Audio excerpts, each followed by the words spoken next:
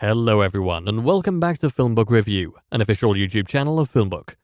Featured in Google News, IMDb's news desk, and a member of the Critics' Choice Association, FilmBook is an entertainment industry news website that reports on the film and television show industries in the United States and across the world. Today on FilmBook Review, I'll be reviewing the film The Batman. The Batman is directed by Matt Reeves, written by Matt Reeves and Peter Craig, and stars Robert Pattinson, Zoe Kravitz, Colin Farrell, Paul Dano, and Jeffrey Wright. This is a The Batman movie review and there will be spoilers. If you like our movie reviews, please like this, The Batman Film Review, as that helps us out with YouTube's algorithm, and consider subscribing. Once subscribed, click the bell notification box and you are all set. Please also consider becoming one of our patrons on Patreon at patreon.com/filmbook. One of the director Matt Reeves' old films is his first true feature, The Pallbearer, from 1996. It starred David Schwimmer and Gwyneth Paltrow. When I first saw that movie, it was annoying and flawed, yet had moments of brilliance in it. I later regretted the mixed review I wrote in 1996 and have since become a fan of that movie. It's amazing that Reeves, after directing two terrific Planet of the Apes films, is at the level of a filmmaker that he is at now. It's a miracle that he could rework the entire Batman franchise to the heights that he does here with the new reboot, The Batman. Almost everything about The Batman is crisp and fascinating, which makes the movie one that is impossible to take your eyes off of for the duration of the picture's 3-hour runtime. A major asset of The Batman is the film's casting. Robert Pattinson, who played Edward Cullen in the Twilight vampire film series, has risen to a level of stardom that would be impossible to predict from his early performances. While he's not the best Bruce Wayne/Batman, Christian Bale still takes that honor, Pattinson comes in a close second. The remainder of the cast is all top-notch and plays a specific role in making the Batman absolutely breathtaking to behold. Zoe Kravitz is the film's most valuable player. She plays Selina Kyle, a character who seeks justice while riding her motorcycle and or wearing the Catwoman suit. She teams up with Batman to get inside information on what is happening at a local nightclub in the early portion of the film.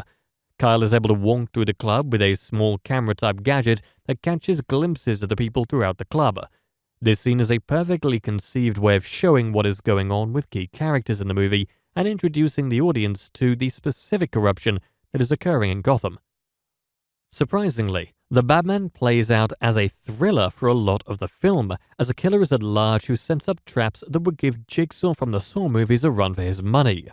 The film's main story begins with some common punks terrorizing a man as he gets off a train when Batman steps in.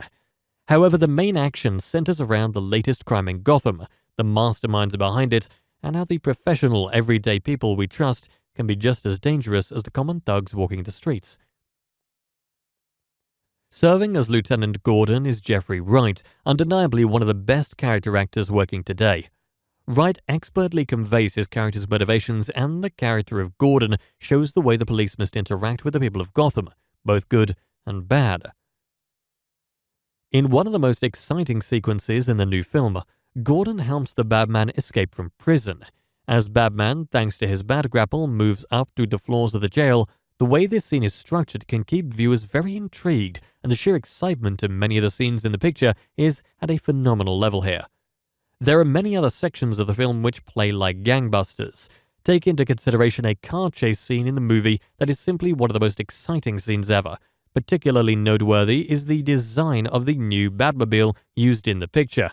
Simply visionary. One must experience the sound, fury, and look of the new car chase sequence that you will certainly recognize as one of the film's best scenes when it enters the film.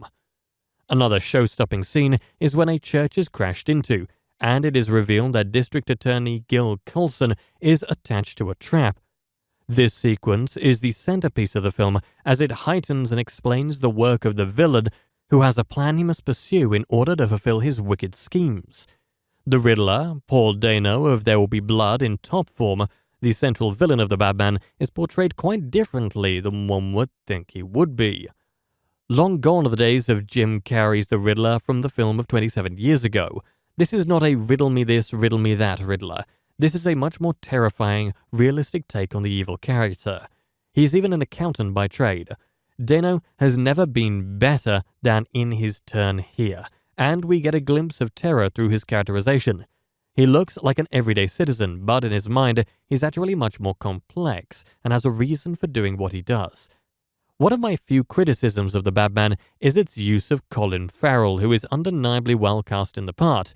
As Oswald Cobblepot, Farrell's work more closely resembles a character from a future mob movie than of one in a superhero movie, and it occasionally feels a little scramble as the film goes back and forth between the Riddler and Cobblepot, aka the Penguin, like a boomerang, with Farrell turning in fine work, yet falling slightly short of the vivid terror provided by Dano's the Riddler in juxtaposition. The quality of Dano's performance, while not quite on the level of Heath Ledger's The Joker, is something the audience will never see coming. Old pros John Turturro and Andy Serkis could not be better as key characters in the movie. Turturro, who is always an asset to any film he appears in, is Carmine Falcone, who is in charge of organized crime, and Turturro gives the character the requisite sharp edge it needs to create tension within the movie. Serkis, on the other hand of the spectrum, as none other than Alfred, keeps the movie grounded a bit in between the scenes of high tension, with Serkis wonderfully conveying his character's humanity. Pattinson and Kravitz are the main attractions here, and let's not underestimate the strength of their work in the new movie.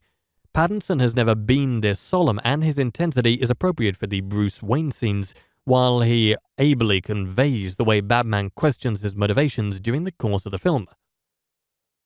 Kravitz is simply the best Catwoman to date, and works wonders as she keeps the emotions in her character intact while expressing her character's concerns over seeing that justice is properly served. Let's not mention the chemistry between Pattinson and Kravitz, which is quite strong, leaving one to wonder just how far they will push to forge a meaningful relationship together. Michael Giacchino's musical score is not quite on the level of Hans Zimmer's music from the Dark Knight pictures. It falters a bit towards the end, as it throws some of the scenes off kilter due in large part to the score's lack of heightened emotions. It does get the job done, though. The Batman is not at the level of Christopher Nolan's previous The Dark Knight superhero pictures.